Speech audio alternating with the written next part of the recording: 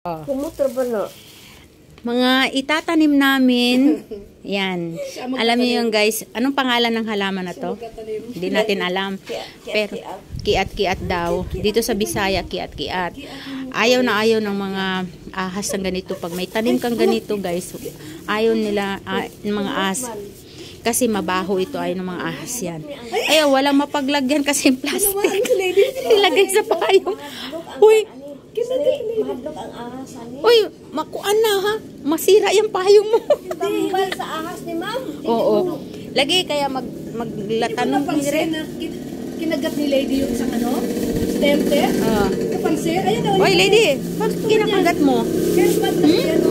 Oh, tsaka herbal din ito guys. Gamot ito sa mga, ano yung mga dahon yan. Ano-anuhin mo yung dahon? Kambing. Hindi kita nun. Sa mga kabuhi, ganyan. Kumutan si Lady. Lady, ano ba? Kumutan si Jo. Kinakain niya yung dahon. Herbal kasi yung dahon nito. Hindi ni anak sa tiyan. Mga kabuhi. Tapos iluwa niya. Tambal sa tiyan, masakit ang tiyan mo, may kabuhi ka. Lady te, ano mo si lady? Ayan o. Kain Lady. Kapot ni Lady yung dahon o. Tambal herbal. Tambal yan. Ito. Baho-baho ano? Baho lagi. Baho lang. Bakit ang dami mong kinuha? Dami. Uy, Ano kasi sila, magtatanim din sila guys. Ang pagtatanim nito guys, parang seedlings ba? Paugatin mo to, itatanim mo to sa isang muna, sa isang plastic. Tapos, kailangan hindi ito magalaw kasi magtatampo ito, mamamatay pag nagalaw. Pag tinanim ito, dapat hindi nagagalaw. So, kailangan itanim mo na siya sa isang plastic. Tapos, paugatin. Bago mo itanim o ilipat. Kailangan may ugat na siya. Yan o. Yan o. Siya, ito, magtatanim din ito sa bahay nila. Uy, kailan mo pa? Mamaya, ikaw ang dito mamaya. O, paano mo madadala yan? Lanta na yan. Malalanta na. O, pero, dili, dugayon kay malata ang stem. Lagi. Kasi mga plastic go na, yan o. O, yan o. Nagkuha siya. Kasi magtatanim siya, guys. Ang ganda kasi nito, guys. May tinik pala siya. Ang ganda. May matinik pa dito, guys. Ma'am, kay mayroon ahas. Oo, ayaw ng mga ahas ng mga tinik-tinik. Ay, maglagay tayo dito sa dito sa Magtatanim na ako dito. Oo, bibili ako ng kulay ganyan te, bukod sa may halaman tayong herbal, meron pa diyan. parang seedlings ba ang Ganda nito. mangyayari yan. Oo, magtatanim kami dito. Lalagyan ko yan dyan, no? Palibot sulod. Oo. Tanggalin. Ilang kayang ilang buwan kayo bago lumami. Ayan,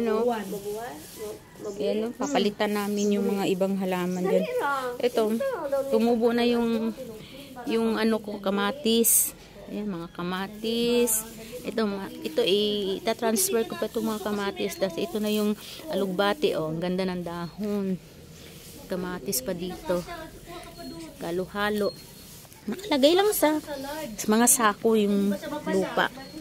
Ito yung aking alugbati. Ito yung onion spring. May alugbati din na ligaw. Alugbati. Onion spring. Ito yung itatanim namin guys. Ito. Nagtanim na kami. Kita nyo yung tanglad na tinanim ko guys. Ito. Tanglad na. Tanglad. Diba? Tanglad. Ayun pa na.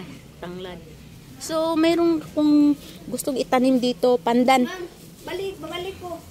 Oo. Kuha ko sulanan. Oh, sige, masira yung payong mo. Pagalitan ka ng mo. Sira na daan. Payong mo ba yan o sa amo mo? Sa bata. Oh! Sige, balikon mo yan. Babalikan daw niya yung itatanim niya yan, guys. Hindi ba kayang dalhin lahat? Uy, magtanim ka sa inyo niyan. Nako, ang ganda siguro ng paligid ng bahay lalo. Kasi meron kang garden dun sa iyo. Bawara ang ahas. Walang ahas. Pero walang ahas na. Dito nga, may ahas na dito eh. Dito? Oo, nung araw na dumating si Yayang, pumasok din yung ahas, nakuha nila. Pero kuandra, mga ganyan kataka. Anong kalaki? Anong kalaki? Green galing Anong yata. kalaki ito? Oo, ganyan. Ano, ahas bahay yun? Dili, ahas na sa ano, di pikas o. Taghang kasagbutan. Na ano, poison din nun. Pag nakapangagat yun, ano, may poison. Hmm. Pati mo, kumakain si lady, oh. Tambal lagi na. Oh, masakit ba tiyan mo, lady? Oh, kinakain po guys ng aso namin, oh, yung dahon, kinakain niya. Tambal na. Kasi, tambal yan. Sige, sara lang. Gamot kasi yan. Nagustuhan ni lady, oh.